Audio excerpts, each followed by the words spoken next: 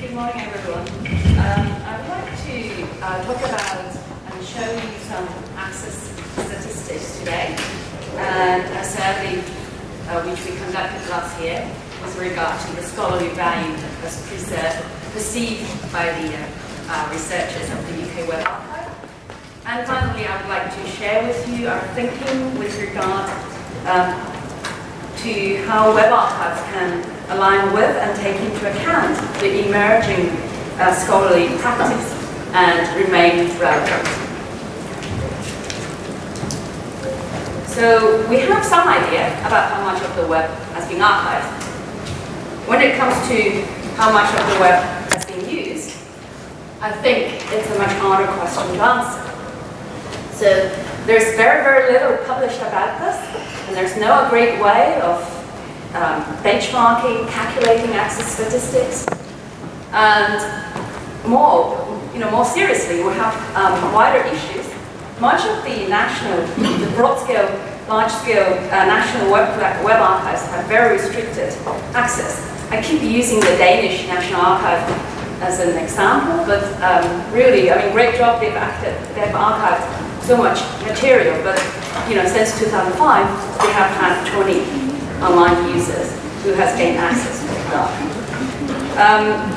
I think when it comes to access, there's also quite a document-centered based approach to providing access to the web archives, mainly based on the traditional view that a researcher uses web archives as historical documents. They go into an archive and consult and look at previous states of individual websites and web pages. A quick scan of the IPC web archives shows that URL search is still the standard universal access method for web archives. This, to start with, requires users to know the exact URL of the websites they're interested in. And for those who don't know much about the UK Web Archive, this is the selective web archive provided by the British Library and partners.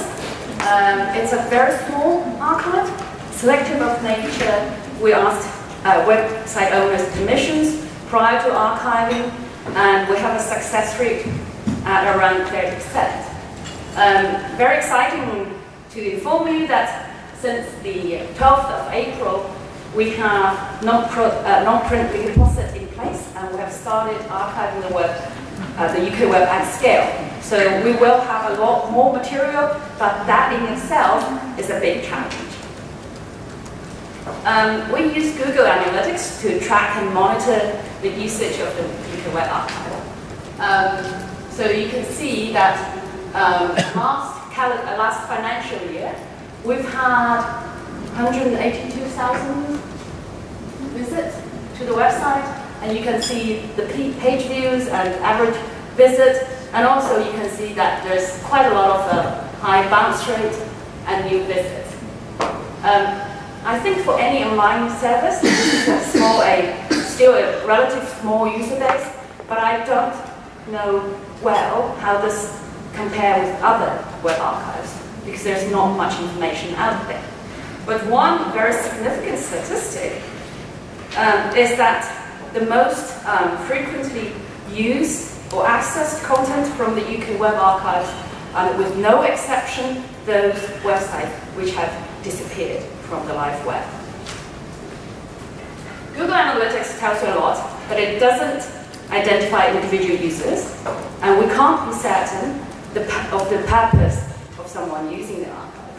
So therefore, we conducted a survey in 2012 to identify the scholarly value as perceived by researchers. We also wanted some specific feedback in terms of access, content coverage, and the reason, most importantly, the reason as to why a researcher would or would not use the web archive. So we interviewed 94 researchers, mostly with arts and humanities and social science background. We conducted interviews, and a small group of them had an in-depth second interview going through the search interface.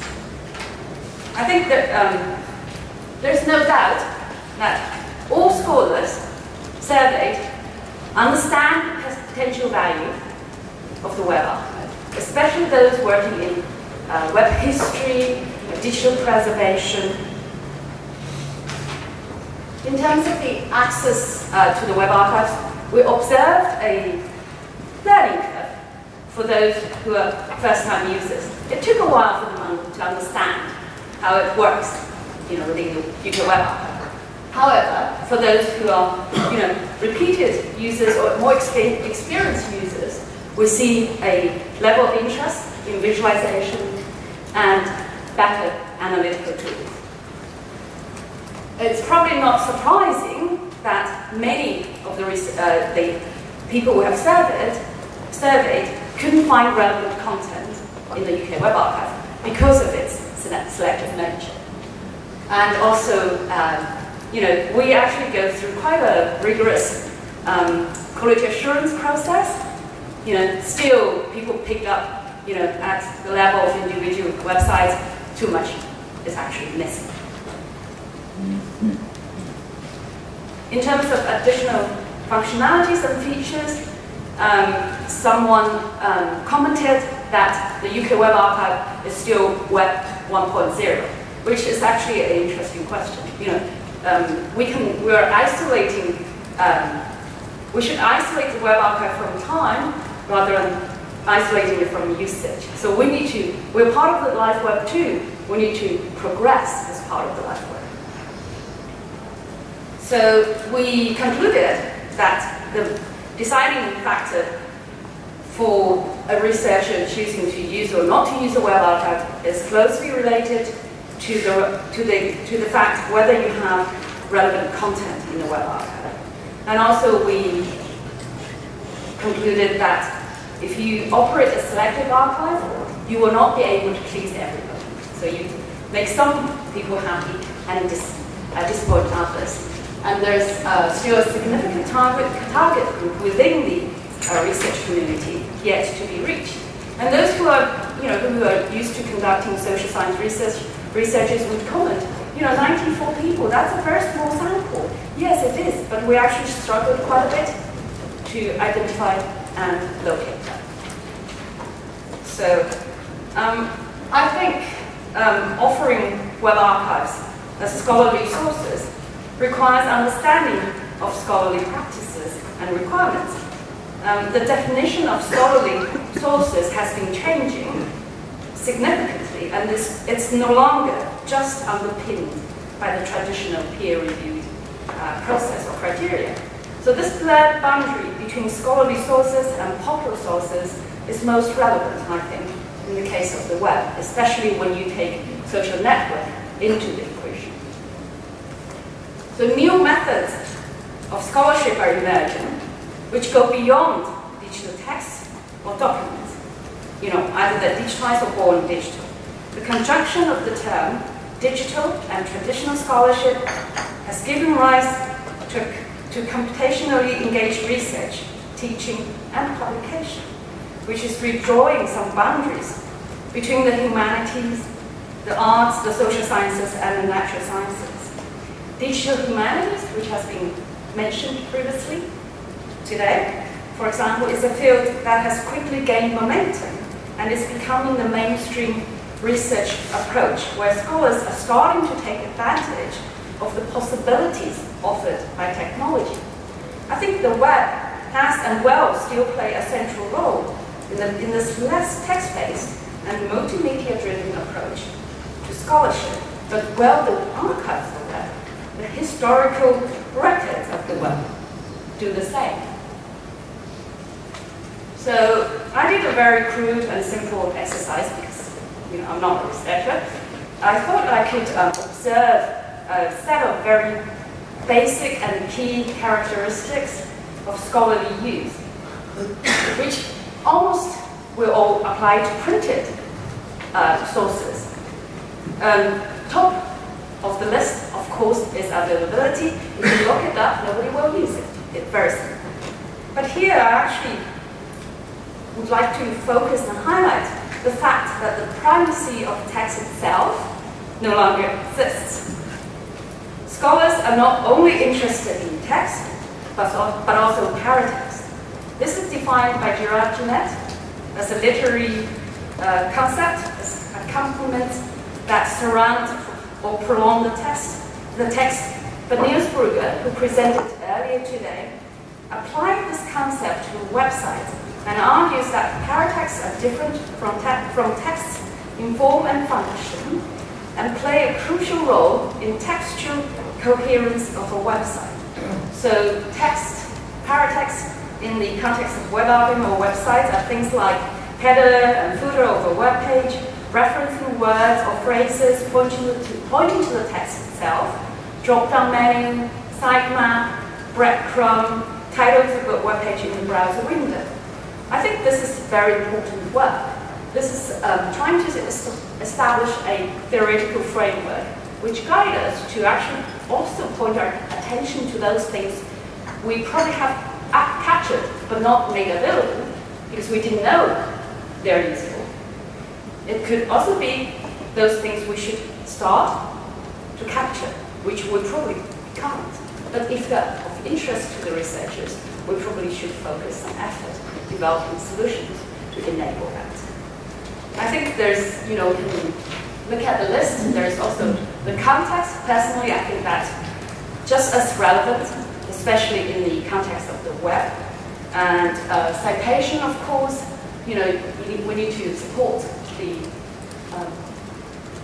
research infrastructure by providing persistent identification of sources if archive websites are to be used. And also we can observe the fact that when someone does research and use sources to support their argument, they don't care who has archived it. If there's the research question, the scholarly sources should not be limited by the arbitrarily imposed boundaries, either they're technical, geographical, or legal.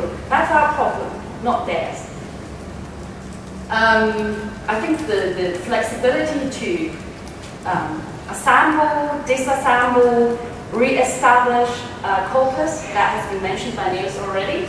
So we need to think about how flexible we can be to support researchers applying digital methods to these. I did a little bit more work. This is by no means exhaustive. I thought I could try to map some of these key characteristics to a set of requirements for web archives. So I would like to just pick up a couple of examples. For example, if we said the context is really important, this didn't dawn on me until I started to look into this problem. So I mentioned earlier that the UK Web Archive is selective of nature. We only get 30% of the people we ask to agree to give us permission to archive their website. But we've never thought of publishing the whole list of selection that provides the curatorial context, provide the completeness of the scope. So even if we don't and unable to provide full text access to the individual items within that collection, but by publishing the list of this selection, you give researchers a much more complete and wider, more complete feeling of the understanding of the scope. And I would also like to highlight the fact that each of us, archive and preserve a portion of the web. That's fine because the web is so big for any individual organization to tackle alone. But what is standing in the way for us to bring it back together again? I think there are things, infrastructure, technology in place which can enable us to do that. So I think we should probably develop this a little bit further and take them to researchers, verify if they're relevant. But my purpose here really is just to seek some discussions, align our thinking with scholarly practice. So the web is a fast-evolving, interactive, multi-dimensional, open and highly participatory and interlinked collective system. Web archive institutions no doubt have done a great job. We have captured an early snapshot of the web. However, legal and technical restrictions have contributed to the current state of web archiving, which in essence deconstructs the web and turn it into static, flat, and exclusive individual systems with arbitrarily imposed boundaries and limitations. So I don't think it's a surprise that we can't find much evidence of scholarly use of web archives. Unfortunately, the fact that the web archives hold copies of resources which are no longer live on the web is currently still the most compelling use case for web archives. We can't compete with the live web, but should we? So I thought I'd be pragmatic and start looking at the sort of things we can do. There are things where, we can on the things we can do, the so-called low-hanging fruit, and what we have, which the live web doesn't. So I would like to use the marketing term unique selling points. End of the day, I think we had discussions about memento. We agreed, quite often when you have a technical solution, you want to take it to the people and encourage them to use it. It's how you market it. I think that applies to web archives to some extent as well.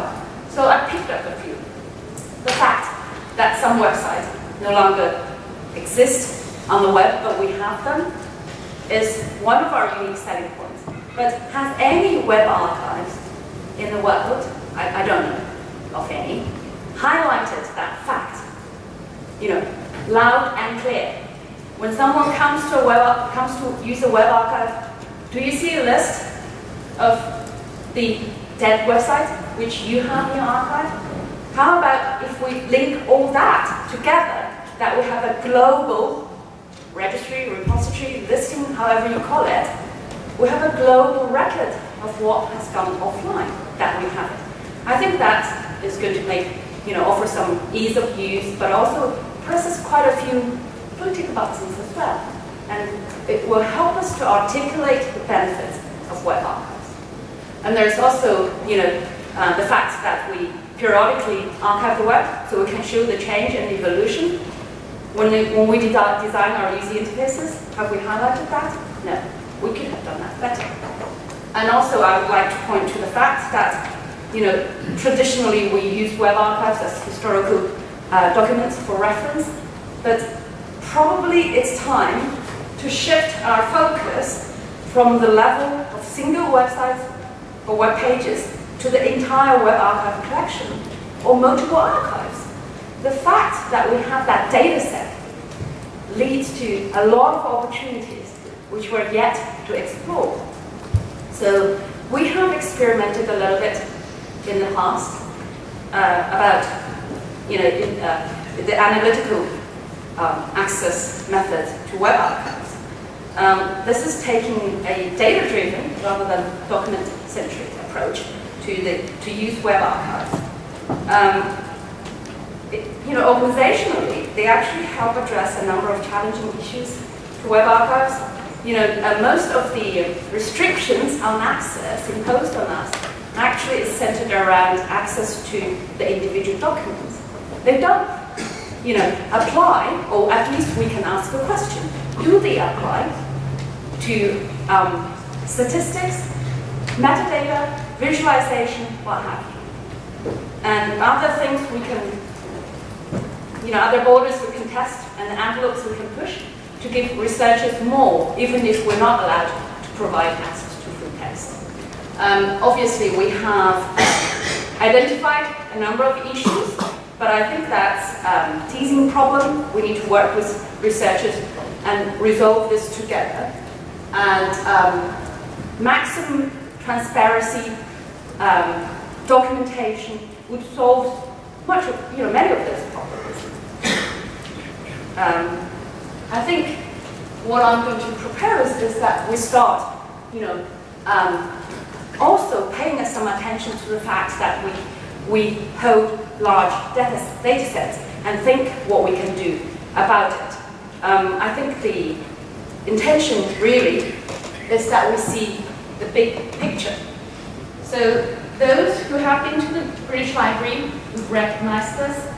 This is where myself, Andy, and my colleague Nicola and Mary work. But if you take a step back and zoom in, if you can, ignore some of the, you can see what some patterns emerging. So this picture is constructed using thumbnails from our current selected archives. But you ignore some details, you try to step back, you look at the big picture, some patterns and pictures are emerging, which will not be apparent if you look at those individual websites separately. So I would like to end my presentation here, but what I want to say is that the fact that we're moving to domain crawl and archiving at scale gives us a lot more challenges. This talk, my presentation, really is an introduction to my colleague Andy Jackson's presentation this afternoon. What we try to do is to show you a few things we have experimented with, how we can provide access to web archives within the legal constraints imposed on us, which we'll have to comply with. So that's it. Thank you very much.